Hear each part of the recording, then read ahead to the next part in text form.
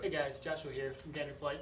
I'm doing some maintenance on my lawnmower. I want to show you a really simple way to change oil.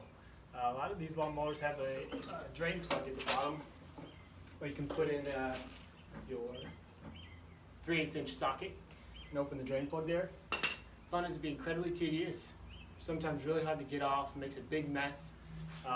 So instead, what you can do is just take the fill plug out.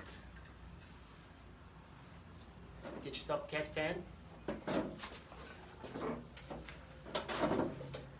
and dump out all your old oil.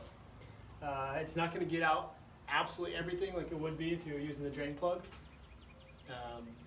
but it takes about 3 minutes as compared to who knows how long to get this drain plug out and back in, make sure it's all clean.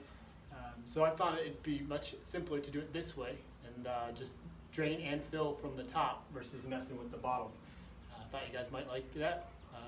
Give it a try, let me know, and we'll see you on the next time. If you like some more tips and tricks, head over to ganderflight.co and check them out. Give me a thumbs up and do me a favor and share this video. Thanks.